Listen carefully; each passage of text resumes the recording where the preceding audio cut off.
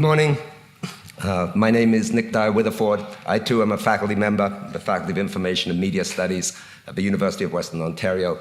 And it is my great honor to introduce our first plenary speaker at this conference, Dr. Glen Coulthard. Before I say a few words about Dr. Coulthard, I would like to offer him this gift of tobacco.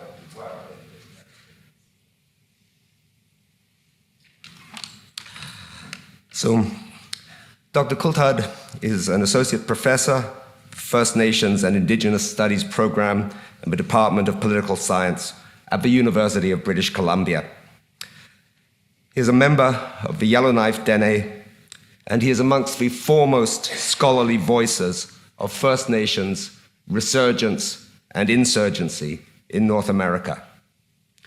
Dr. Coulthard is the author and co-author of numerous articles and books, includes his co-edited book, Recognition versus Self-Determination, Dilemmas of Emancipatory Politics, released in 2014. And in the same year, he was a featured contributor to the important anthology, The Winter We Danced, Voices from the Past for Future, and the Idle No More movement.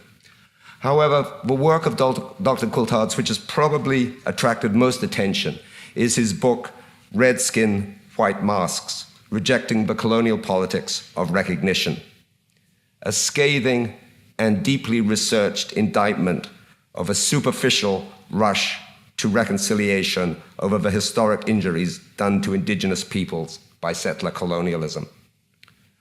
When I first read Red Skin, White Masks, I had the sensation of encountering an entirely singular voice, one that synthesized the analysis and experience of Indigenous colonial dispossession with a deep understanding of and criticism of Marx, and a profound connection to the anti-colonialist strands of Marxism, especially that of Frantz Fanon, the black Marxist whose book Black Skin, White Masks is clearly visible in the background of Dr. Coulthard's work.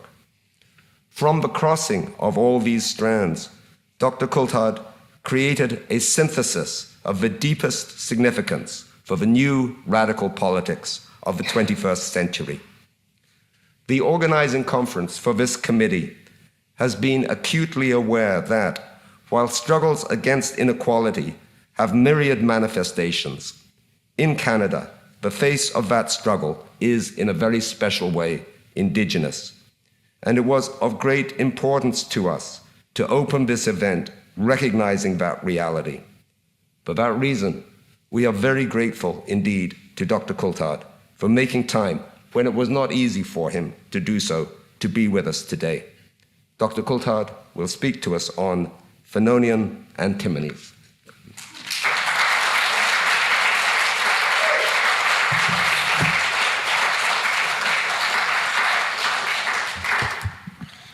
Shucks, that was a nice intro, thank you. So I'm gonna talk to you for about 40 minutes today on kind of the work that I would like to see, or say in retrospect, kind of serves as a preface to the work that I did in Red Skin, White Masks, by situating my engagement with Fanon and to a lesser extent Marx in what I see as a long history of Indigenous engagements with third world struggles and social theory. But before then, I want to begin my presentation with a statement of gratitude, of course, and a political acknowledgement of the Indigenous caretakers to this land and the beautiful opening that we were provided with this morning.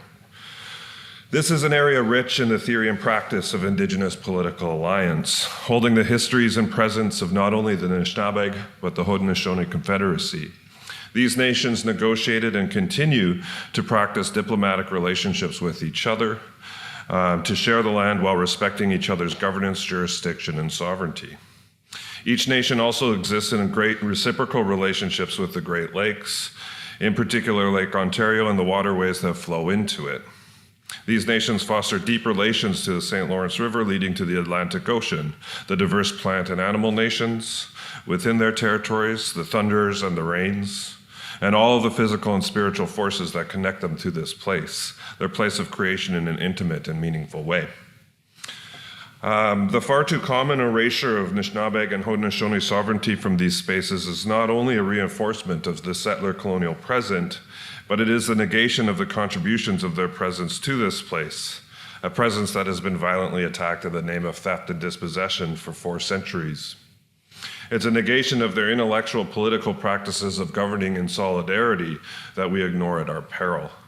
This acknowledgement then prompts a different beginning, one in which we actively take on the contestation of settler colonialism in all of its violence dimensions as a point of departure, so that when we present our work on solidarity, we are not standing on the backs of Indigenous peoples, but are instead engaged as related comrades joined in critical co-resistance against the convergence of forces that divide and conquer us and the earth upon which we depend. So this is really kind of an exploration historically of those solidarities and cross-fertilizations between Indigenous and other marginalized peoples on a global scale. So I'll start.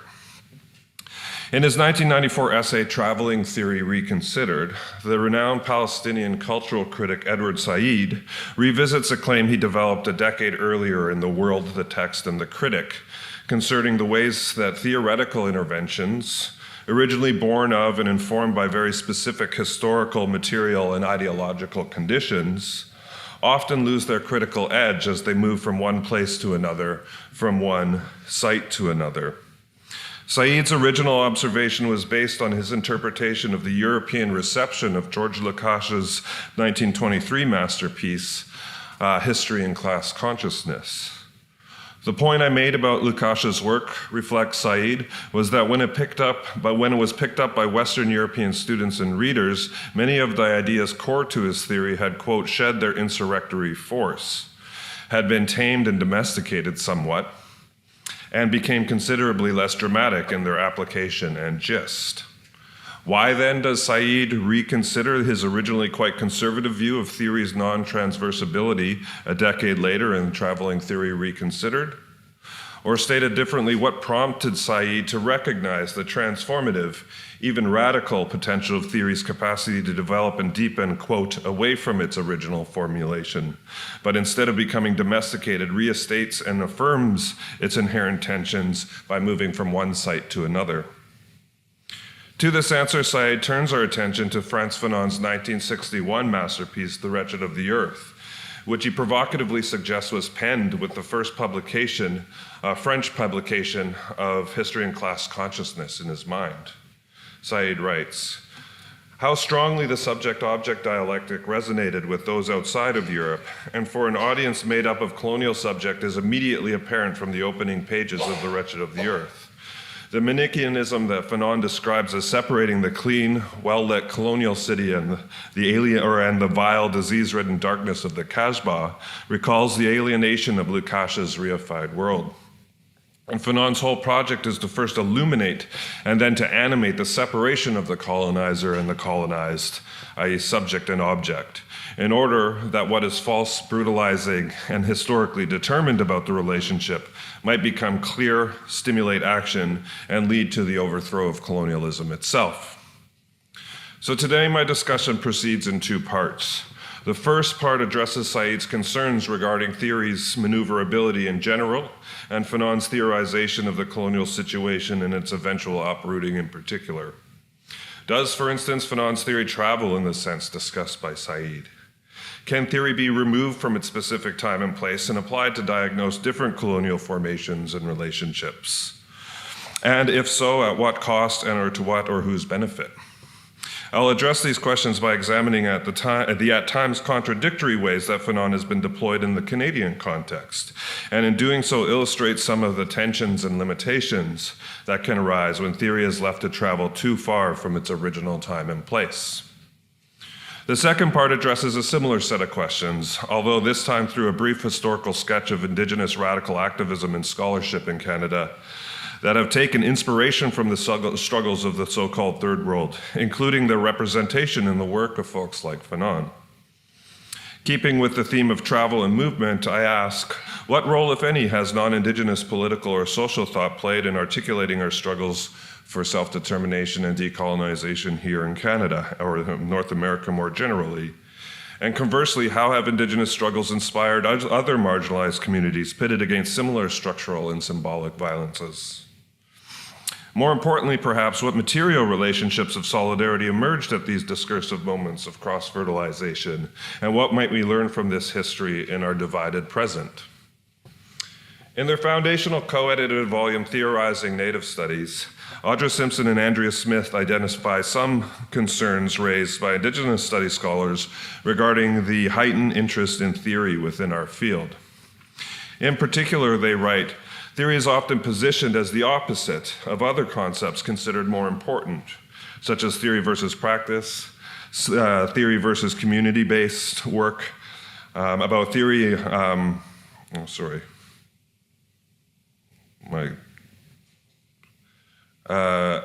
theory versus more traditional pursuits. If such an indictment of theory is plausible in general, then it would even be more so vis-a-vis the place-based character of Indigenous theories of resurgence. Resurgence, after all, is a purposefully inward project. It calls on Indigenous peoples and communities to seek reprieve from the corrosive influence of colonial discursive formations and sites of non-Indigenous knowledge production through the revitalization of Indigenous epistemologies, governance structures, and economic practices. We must choose to turn away from these legacies of colonialism, writes Tyagi Alfred and Wasaze, and take on the challenge of creating a new reality for ourselves and for our people. For Leanne Simpson, decolonization requires that we reorient our individual and collective struggle from attempts to transform the colonial outside into a flourishment of the Indigenous inside. We need to decolonize, quote, on our own terms, she writes, without the sanction or permission and engagement with the state, Western theory, or the opinions of other Canadians. So today I want to explore the historical cross-fertilizations between Third and Fourth World theory to flesh out a slightly more theoretically promiscuous view of Indigenous decolonization, to borrow Audra Simpson's provocative phrase. One that is more perhaps experimental regarding its political and theoretical influences, but is still nonetheless rooted in the grounded normativities of Indigenous lands and cultural frameworks.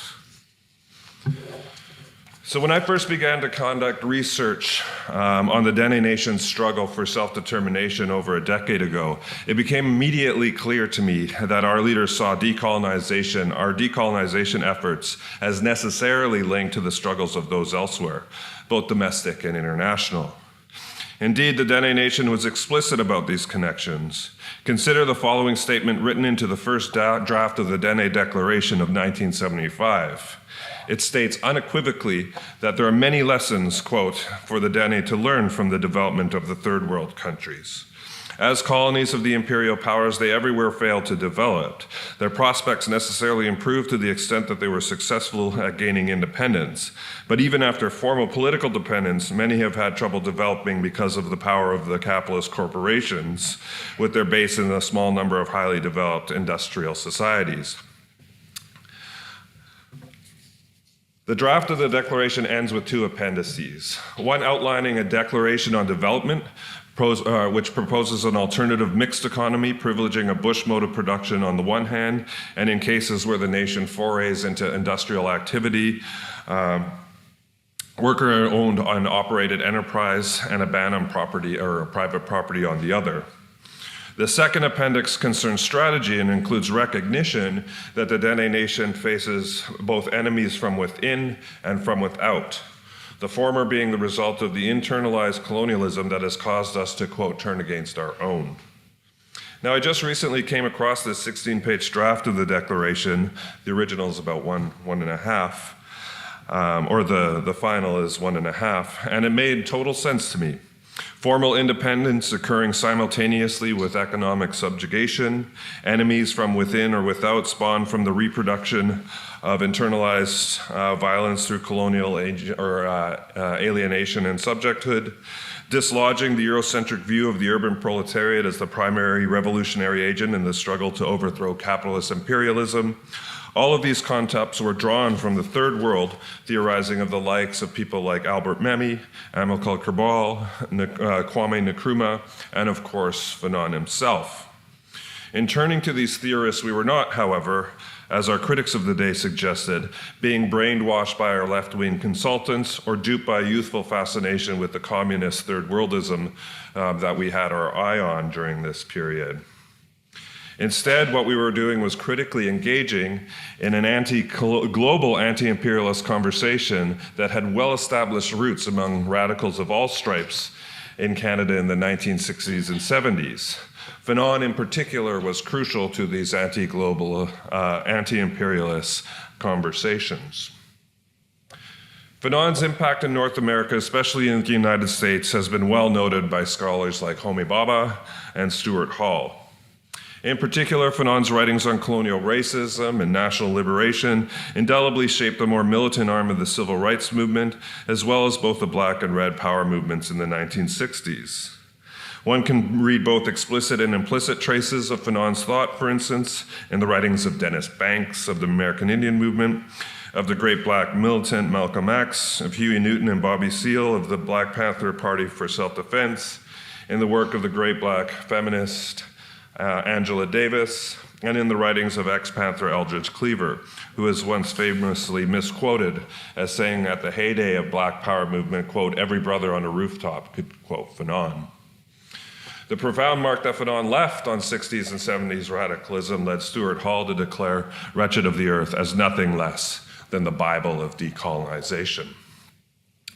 Interestingly, however, Fanon's influence is even more pronounced here in Canada, but decidedly less discussed. For instance, in the 1960s, Quebec sovereigntists often borrowed the language of Fanonian decolonization in their struggles for national recognition, while largely ignoring Fanon's insights into the problem of recognition when played out in colonial contexts, and of course Quebec's clear status as a white settler colony, actively complicit in the violent dispossession and attempted genocide of Indigenous peoples in that province. Fanon's influence on Quebecois nationalism is particularly evident in the writings of Pierre Valliere, especially his infamously titled book, White Niggers of America, written from prison and published in 1968.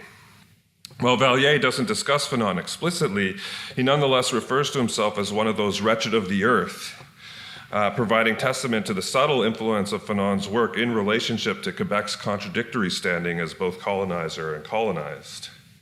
Indeed, to many within the Quebec sovereignty movement of the 1960s, Valliere was considered an intellectual hero of the Front de Libération de Québec, or FLQ, which was the armed faction of the Quebec separatist movement. Although he had eventually distanced himself from the organization because of a high-profile abduction and murder of then Quebec's Vice Premier Pierre Laporte in 1970. The point to note here, as historian David Austin reminds us, is that, quote, while anti-colonial ideas found fertile ground in 1960s Montreal, none took root as firmly as those of Frantz Fanon. Now, the questionable appropriation of Fanonian insights applied to the Canadian context didn't stop with Quebec separatists. Indeed, none other than the forthcoming Prime Minister himself, Pierre Elliott Trudeau, invokes Fanon's Wretched of the Earth in a 1964 article that challenges the independence claims of the Quebecois on the grounds that they theoretically defend their nationalist project by essentially cherry-picking Fanon's view on violence while ignoring his critique of the so-called pitfalls of national consciousness.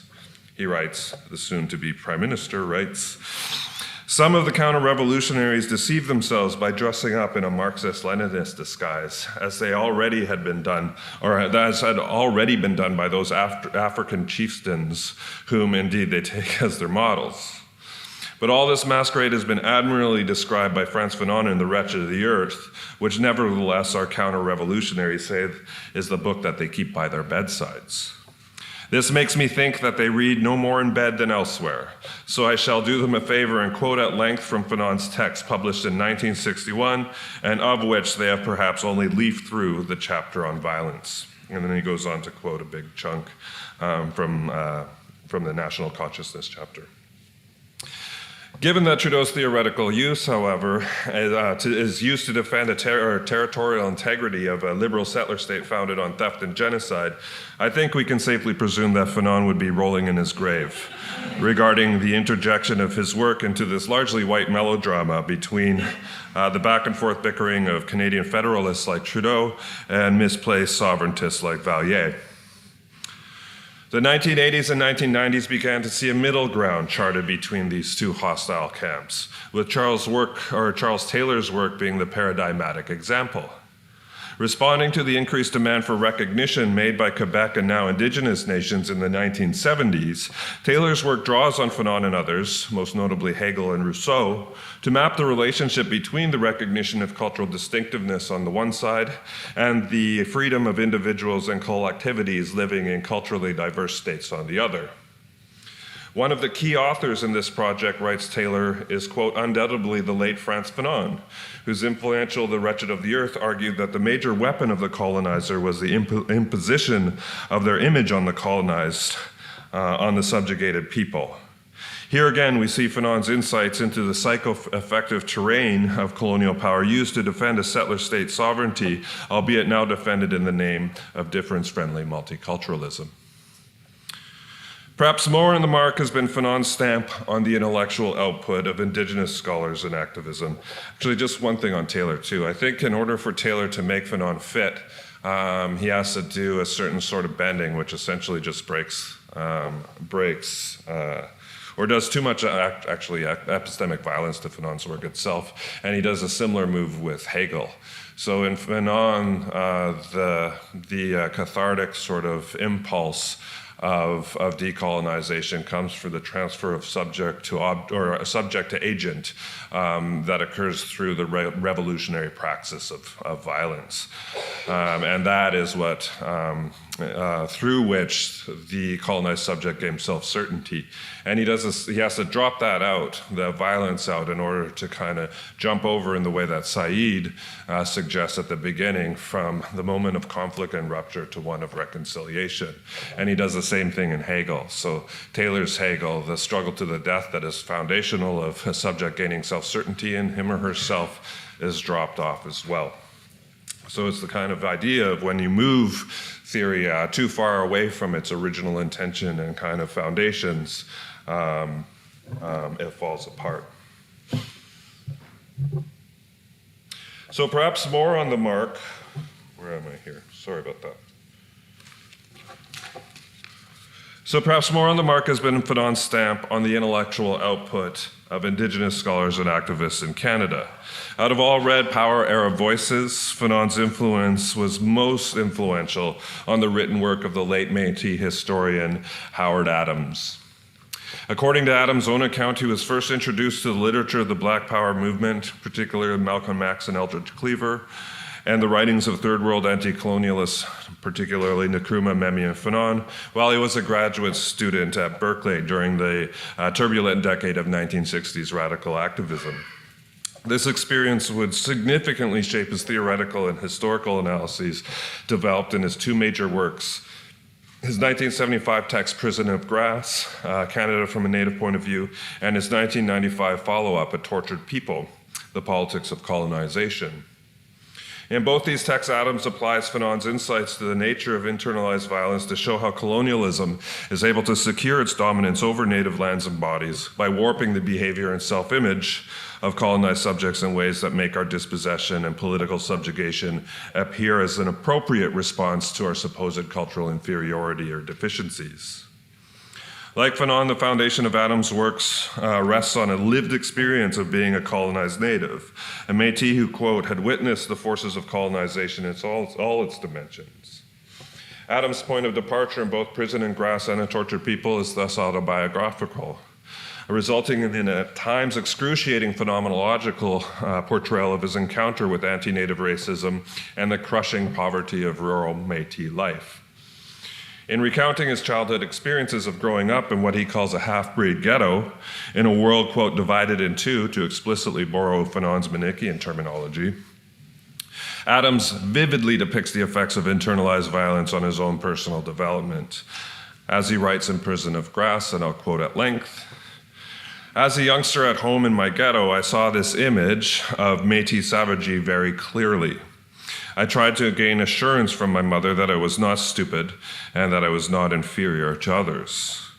If I did not get these assurances, I would act bitterly against my Indian heritage. Whenever I spoke to whites, I was extremely self-conscious about my looks, manners, and speech. I was very sensitive about my inferiority because I knew that whites were looking at me through their racial stereotypes, and I too began to see myself as stupid, a dirty breed, drunken, and irresponsible. Not only did my senses of inferiority become inflamed, but I came to hate myself for the image that I could see in their eyes. Everywhere white supremacy surrounded me. Even in solitary silence, I felt the word savage deep in my soul. In Adams' account, too, recognizably Fanonian pathways emerge as options for the colonized as they struggle with their internalized self-hatred. They can either try and escape the pain of the colonizer's gaze through self-assimilation, or forge out an authentic, or what he calls an authentic Métis existence, upon which the colonized might begin to develop a nationalist program of liberation. As with Fanon, authenticity for Adams begins with the colonized struggle to upend their alienated existence through transformative practices of cultural self-empowerment or self-affirmation. What he refers to in both of his texts as cultural nationalism. The utility, however, of this cultural sphere the utility of struggle in this cultural sphere depends entirely, however, on its ability to generate forms of struggle aimed at a transformative change in the colonial social structure. When cultural nationalism is directed at a change at the social relationships of colonial capitalist production, it becomes a program of what he refers to as radical nationalism, this time Adams, or what Fanon before him called national or a fighting culture. As insightful as Adams was with respect to mapping the interiority of externally imposed structural conditions, especially the violent confluence of race, class, and state power, and the reproduction of colonial forms of rule, he was virtually useless with respect to how gender might fit into this equation. Enter the foundational work of Stolo feminist, novelist, poet, and activist Lee Maracle.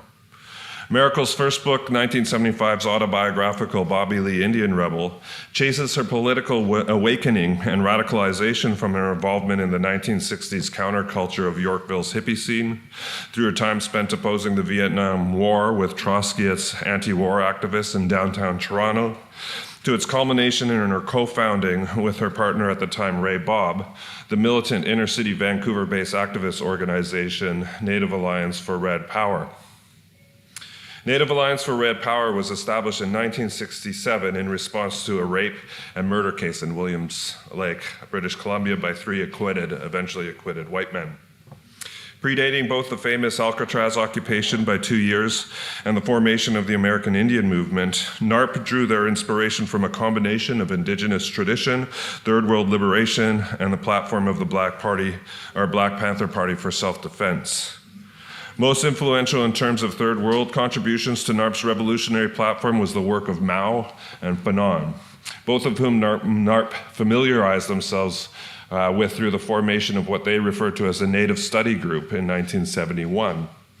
The NSG's mandate was, according to Ray Bob, was to create theory to the level whereby an organization could be formed to do conscious revolutionary work.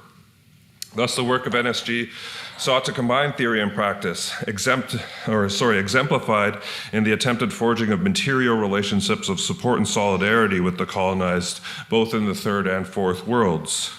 This included a 1975 delegation of NSG members to the People's Republic of China, which they called the Native People's Friendship Delegation. NSG had a southern chapter based out of the Bay Area, which included Roxanne Dunbar Ortiz, who knew Howard Adams because they taught together in the Native Studies Department at the University of California at Davis. What Merkel's work with NARP and the NSG does during this period better than no other is foreground the explicitly misogynist character and historical policies of land dispossession and assimilation by highlighting the ways in which the legacy of sexist misrecognition under the Indian Act continues to inform our struggles for decolonization in the present. When the chains are bound to you by internal attitudes and beliefs created by an external world conditions, writes Merkel in her masterful I Am Woman, and thus echoing Fanon, quote, removing them is both painful and humbling. Sexism, racism, and the total dismissal of Native women's experience has little to do with who does the dishes or minds the babies, she continues. These oppressions result from the colonial accumulation of hurt sustained by our peoples over a long period of time. In a couple of places in Bobby Lee, Indian Rebel, she recognizes the profound influence that Fanon had on her coming to consciousness in those days of activism in Toronto and on the West Coast in the downtown east side of Vancouver. She also humorously thought in this that Fanon was some native dude from a reservation down south, which she depicts in a couple of interviews that she has with Scott Rutherford, who looks at the relationship between third world theory and settler colonialism here in some of his stuff. So, if the influence of so-called third world theory arrived in 1960s Montreal via Fanon and Martinique, and then onto the Canadian prairies via Howard Adams and Berkeley, and into the inner city of Vancouver via Fanon and Mao, then I suggest that it arrived in the north on Dene territory through our working relationship with Shuswap leader and militant at the time, George Manuel.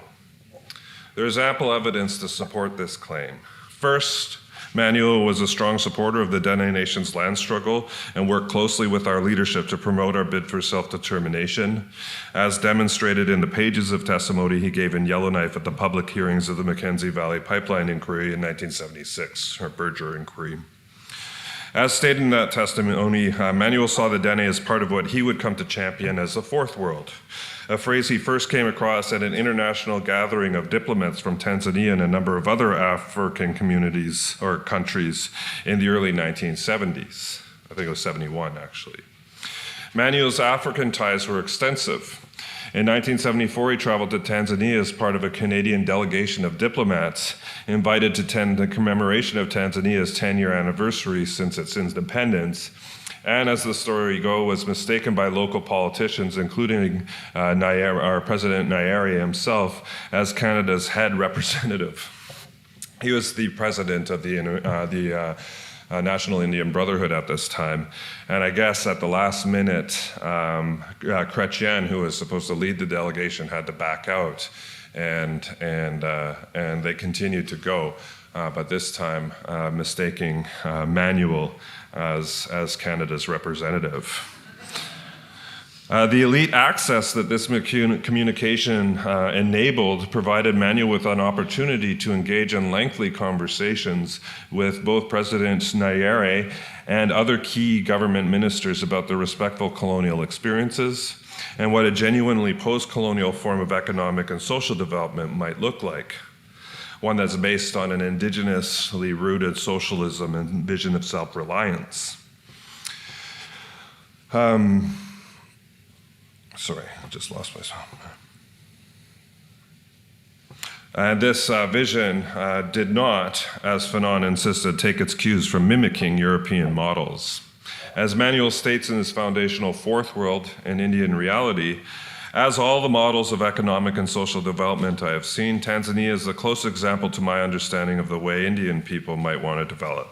Tanzania is such a good example of the difference between the third and fourth world because neither the people nor their leaders have been content to produce a new society that is merely a darker imitation of the world of their colonial masters. And Tanzania probably is second only to something like Cuba, was a real sort of a radical or a beacon of hope in the anti-colonial struggles as we move through the 1960s and into the 1970s. So when the Dene Declaration was made public in 1975, the predominant response was hostile. As I discuss in my book, then Minister of Indian Affairs Judge Buchanan dismissed the Dene Declaration as gobbledygook that a grade 10 student could have written in 15 minutes. Even respected Cree leader Harold Cardinal condemned the declaration as an intrusion of left-wing thinking that is perhaps much closer to the academic community in Toronto than it is to the Dene.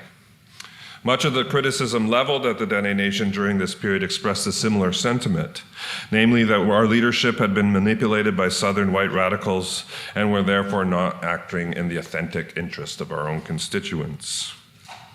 This assumption extended to the writing of the Declaration itself, which at the time was widely believed by most non-natives to be drafted by one of the Dene Nation's non-native consultants, a guy named Peter Puxley, based on his adaptation of Tanzania's Arusha Declaration of 1969. The thrust of the argument here, again, being that these cross-fertilizations could not have been grounded on Dene values and interests, but had to come from the ideological influence of outsiders. Nothing, I argue, could be further from the truth. As demonstrated in a April 14, 1975 letter between a representative of the Ganawage sub-office of the Indians of Quebec Association and then Vice President of the Dene Nation, Richard Nurisu, detailed plans were in the work to send Dene field workers, which were essentially community-based research activists, to Tanzania to, quote, learn from their experience and development for a period of 2 to 3 months. The letter is included as part of an information smear package compiled in 1977 by the Northwest Territories Legislative Assembly, essentially to generate public concern over the radical nature, or more specific communist nature, of the Dene self-determination movement at the time. Also included in the package was a list of reading materials that the Dene Nation Community Development Program Director, then George Erasmus, suggested might be useful in constructing what he called a development philosophy for the Dene Nation. The list of readings on the list included Frantz Fanon's Wretched of the Earth, Paulo Freire's Pedagogy of the Oppressed, Albert Memmi's The Colonizer and the Colonized, and Regis Debray's Revolution and the Revolution. Also included in the materials were books on Tanzania specifically, including Nyayere's collection of speeches, Freedom and Socialism, Freedom and Unity, Nyayere and Socialism, and Ijama Essays on Socialism. According to Erasmus, these, quote, alternative sources on development were meant to supplement but not replace research and perspectives drawn from the communities. Many alternatives must be looked at, wrote Erasmus in a memo addressed to the Dene field workers, especially the example of our culture, the approach to development and the distribution of material and ownership that our forefathers took. We may wish to keep some of these aspects of the old way in this industrial era. There's an interesting story that comes with this too, because recently our community just lost a very important leader in George Manuel's son, Arthur Manuel, who is absolutely pivotal in some of the movements on the course and internationally, quite frankly, against colonial dispossession through pipeline construction and all that sort of thing. So I attended, to pay my respects, went to the ceremony for his passing in Chase, British Columbia, and then attended one where I spoke a little bit on his influence to Indigenous decolonization and even the field of Indigenous studies at a gathering that we held in Vancouver for people who couldn't make the trip from Vancouver to the interior. And I was listening to a story of one of his friends, who he was a longtime organizer with, talking about this time in the 1970s where Art was apparently working at the Quebec Association for Indians and was making out a trip out to visit his friends, and they ended up, when self-determination meets the bar, ended up getting in a fight with a bunch of local racists, which I guess they tuned their clocks. But it was this lingering thing. I was like, why would Art be working in the 1970s with the Quebec Association of Indians? never figured that out, but anyway, he was. So I went back to that letter between, that was trying to negotiate the kind of militant exchange of youth between Tanzania and the Dene Nation, and I looked at who the letter was from, and it was A. Manuel. And I was like, oh, it must be Art that was organizing in his kind of, along with his father, this influence between third world liberation, particularly in Africa, and what we were doing in the 1970s in the North. Which I never kind of put those pieces together the first time that I had read it. Now anyway, the point of all this is that the resurgent politics that we see advocated by people like Leanne Simpson, even myself in my own work, is necessarily grounded in the normativities and ontologies of Indigenous culture and place, but they're never and never have been simultaneously straitjacketed by them, as many champions of progress and modernity would like to suggest. Unfortunately, however, it is this radically expansive politics that is informed by what I refer to as this grounded normativity, that state-centric era of reconciliation that Nick so rightfully condemned, is slowly working to undermine, and I think it's time, and in the spirit of this conversation that we're having here, to bring that political spirit back. So Masi Cho, and thank you for listening.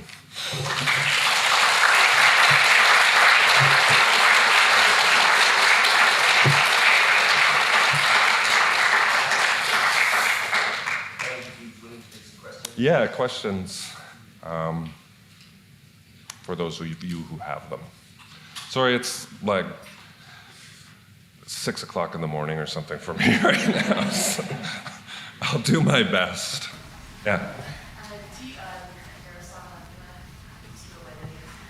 Question, do you have, is there any kind of way that these kinds of like European philosophies can really reconcile themselves with Indigenous self-determination sovereignty? Because there's a lot of debate between whether or not we should be influenced by Eurocentric kind of thought and process, but at the same time, you know, take what's good and use it for our own great, like, I don't know, like your whole speech is kind of delineating the history about that. Well, I think the thread that unites, whether or not it's the way that the Dene were articulating self-determination, or Miracle and Bob were through NARP, or Howard Adams, isn't just borrowing from these non-Indigenous sources. It was a kind of a localization or an indigenization of those sources through the kind of confrontation and being informed by the material realities of their place and their struggle. And the same is with what Mao was doing with Marx, or what Fanon was doing with Marx or others. So it's not just kind of, my point is it's a way of engaging political theory and other struggles in an Indigenous way, grounded in one's material realities, cultural or otherwise. And in that last passage by George Erasmus, it's not a replacement. It's a supplement. It's something that we can be in conversation with, like any critically thinking person would be in conversation with, when they're confronting new obstacles that we wouldn't have had to confront in the past. So it's using those tools. I do agree, and I kind of articulate this in the book with Leanne, saying those tools are incredibly important as a form and as a weapon of critique. But when we do that rebuilding project, it is going to be kind of focused on what we have to offer and our own community experiences historically. So this is just also to put a backstory to this. When I would give talks in the US after the book came out, people would know, they wouldn't be too interested in kind of the Indigenous content. They just want to kind of challenge me or engage in a conversation on different theoretical sort of reference in the book and my treatment of them. And one of them is Fanon, where the kind of Fanon studies literature is really sort of combative in terms of who got him right, who's appropriating him, to what other struggles can you bend his theory, and so on. So because I don't preface that or kind of discuss that in the book, there would be challenges raised, and then I'd have to defend them by telling this longer backstory of Fanon's influence in Canadian radicalism and Indigenous people's uptake of that. But it was also supposed to demonstrate, I think, an unspoken, well, I thought it was spoken, but an unspoken commitment to myself in my scholarship that does pay tribute to other traditions that have come before me. And that's not only the kind of history of Indigenous radicalism, but it's the Black radical tradition in particular. And how there was one period in our struggles that those conversations were quite comprehensive, both theoretically, but also in terms of material support that we gave each other. And it's that, I think, we're still trying to figure out what that might look like in the present through conversations that's happening between kind of land defenders and the folks involved in Black Lives Matter and so on. So this is also kind of like we need to keep these conversations going because they've been really effective in our historical kind of struggles against white supremacy, anti-blackness, and land theft.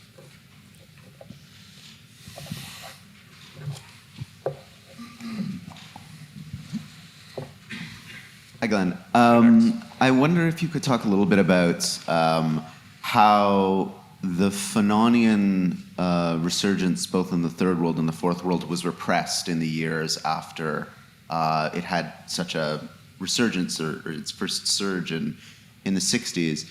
The sort of co-optation or corruption or attacks on Third World countries through the politics of debt, through the politics of the undermining of governments by the CIA and other state organizations. Does that have a parallel in the way that that wave of Indigenous surging in the 60s was also repressed in colonial settler states? And then in terms of rekindling a Fanonian approach and a Fanonian radicalism today, what sort of lessons should we learn from the way that those first Fanonian struggles were repressed and oppressed and subjugated?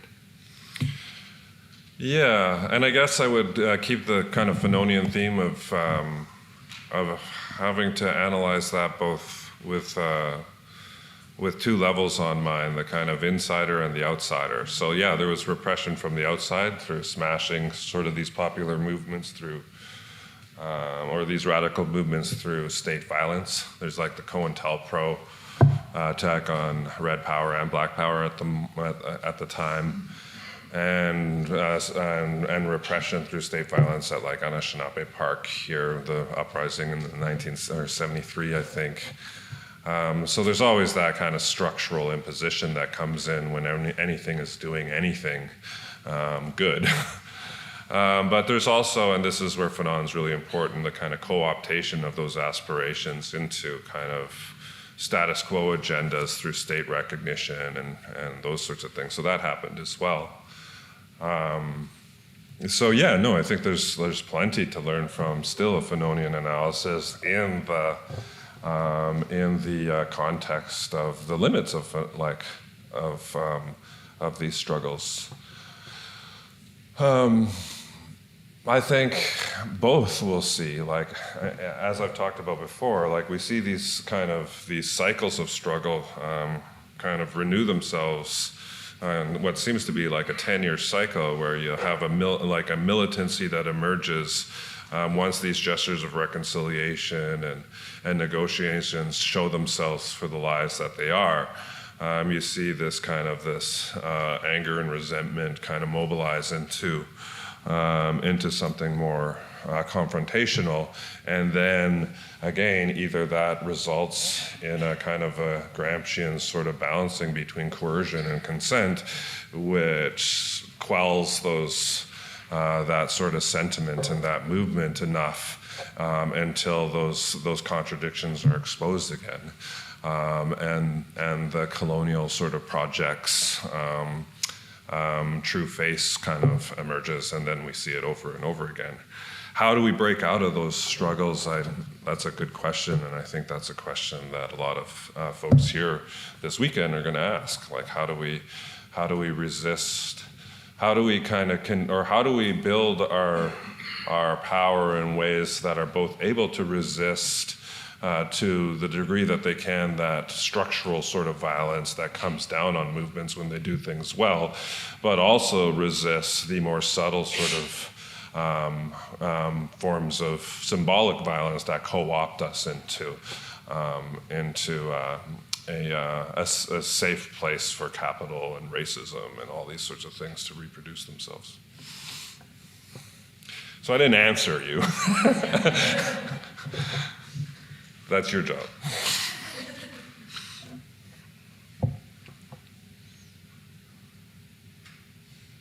Yeah. Thank you so much for an incredible morning wake up for all of us. And what a brilliant beginning for us here to this symposium. Could you elaborate a little bit more in terms of truth and reconciliation? Because you just kind of brought your presentation to that point, and where you kind of see the positives or the negatives in this whole setup that we're facing right now. Well, like I could think of it just more practically in saying that the whole process wasn't meant to fix what our aspirations are, or to fix the problem of colonialism. Like it's addressing the lingering harms of an institution that's been closed now since the 1990s, that being residential schools. Reconciliation as the state is geared around, oriented around it, and how the courts have expressed it, is to square a circle, and that's we have Indigenous peoples who exist here, and we have the ultimate sovereignty of the state with its territorial and economic interests. How do we reconcile those two things? And in the way that Fanon might suggest, it reconciles it either through just force, like it'll go out and take the land and resources that it wants against the will or consent of Indigenous peoples, or it will manufacture that consent through the discourse of reconciliation itself. So it's I don't give much. I don't think about reconciliation daily. I just think of it as a problem when it does arise. But that being said, we also have to be conceptually clear on our terminology. That version of reconciliation I just said is actually quite central to how colonialism operates in places like this. But Indigenous peoples often come with a different definition in their minds, and that's about recentering ourselves, becoming healthy again, having a healthy relationships of equality between us and non-native other folks. So it kind of also depends on how you use the term. And it's interesting, and I think even that Said stuff at the beginning, I was he's talking about reconciliation. He's talking about a politics that kind of, on what George Chikorela-Mar might say, that affirms the transformative kind of moments of rupture and combat and dialectics, for jumping over that to some sort of peaceful resolution or reconciliation. And so the work that I do in that sort of, or I'm started thinking of it more in that sort of Fanonian dialectic sort of way, is those moments of rupture and combat are really, really crucial in order to evade the status quo and reproduction produced by just jumping over it to a higher resolution or reconciliation. Yeah. What do you think of teaching First Nations language and alphabet in the elementary schools and having all road signs in various areas in First Nations language? Yeah, it's crucial. That's part of that project of resurgence, and that's why I think that that's tempered. I think we were influenced by a bunch of cool stuff going on globally, but our building still has to be grounded in and informed by our own frameworks our own concerns with place and land, and that those views are expressed best through our own language. So I think that my point is that they work well together, and I think that sometimes we just forget that that relationality in terms of how we not only kind of think about what we're doing, but in the material relationships is constantly warned against in our contemporary sort of circumstances. We're still in a very divisive sort of moment where we can't see how we're not learning from each other, both our mistakes but also our victories. So that's why I think, even though it was a bit of a challenge, like I had to shuffle some family stuff around to get here, this is why I think that this type of gathering is so important. Looking at the program, we're speaking alongside each other and in relationship to each other on a quite very, very, very diverse sort of roster of theoretical traditions, but also actual movements. And that's what we need to be able to foster. And I just wanted to kind of share this really kind of interesting story that not very many people know about of how the giants whose shoulders we walk on have always done that to degrees of success or failure. Yep. Thanks for your awesome talk here. I want to say a little more about how you see sort of radical nationalism, fighting nationalism, kind of adapted in relation to Dene principles or other sort of Indigenous principles of kind of grounded normativity that you talk about. Oh, sorry. Yeah, I was just asking about how do you see a kind of fruitful conversation, productive conversation between Fanon's ideas of a kind of radical nationalism as opposed to a sort of presupposed cultural nationalism, a kind of radical nationalism formed through struggle. How do you see that kind of ideal adapted or made more nuanced for today's movements through conversation with Dene principles of the sort of grounded normativity that you're talking about? Yeah, no, that's a good question. Part of it is a language thing. Like in some of the responses to the book have focused like, well, what do you mean by or like dispossession? And then they'll go critically unpack it. So dispossession seems intuitively to kind of presuppose a normative standing to possession. And if that's the case, then we ought to be very wary of dispossession as a critical framework for understanding this violence that we're speaking. Yeah.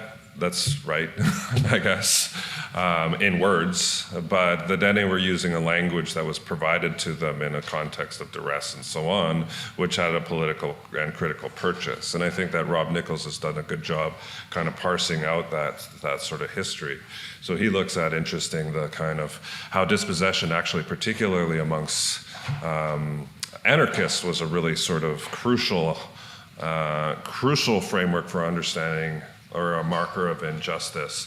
And then that sort of performative contradiction within it kind of played itself out. And then people like Max Stirner were like, well, we can't. Dispossession assumes some propriety relationship, which us as socialists, anarchists, Marxists, or whatever would. So we're using language that is inappropriate to the cultural frameworks that are informing our struggle, I think. The problem, and same with sovereignty. Same with land. Like I try to think of land in a relational sense that isn't about possessing or not possessing something, but the relationships of things to each other that are informed by practices on land and in relationship to land. So we shouldn't get too caught up in the language that we use, like, oh, it's nationhood, it's therefore xenophobic, or therefore so on, when there's alternate kind of basis to it. It might not actually be what we say, but we have to say it because that's the language we've inherited. The language of contestation, to use somebody like Jim Tully's framing.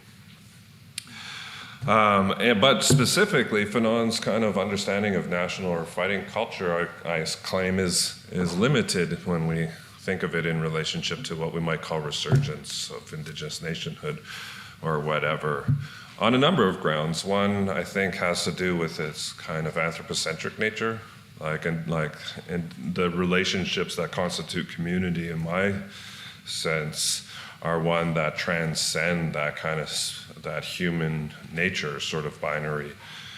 So we have ethical obligations and political relationships with animals and even rocks and trees or lakes and rivers and so on, inform what I refer to as grounded normativity. So there's that one element, I guess, of Fanon. But there's also, I've argued, and I've argued with people like Geo too over this. They're not argued, had conversations, is that there's a instrumental sort of kind of flavor to the way that Fanon approaches culture sometimes, that I think are more substantive in Indigenous political struggles, where culture is both as a form, but also offers an alternate kind of reality, an alternate future, whereas in some ways Fanon sees them as kind of a mobilization mechanism that we affirm, but then immediately transcend in that dialectic. And we've argued, like, there is some places in the Wretched and other places that Fanon really kind of looks at cultural formations in a substantive way, whether it's like village assemblies or what have you. But he also does it in a kind of more instrumental, negative way that sees them as the road to something else. So we differ there as well. I think it's clear that questions and discussion could go on for some time. But we also have to be aware of the time for the rest of the very full program which we proceed through this weekend. So perhaps we should take this occasion to thank our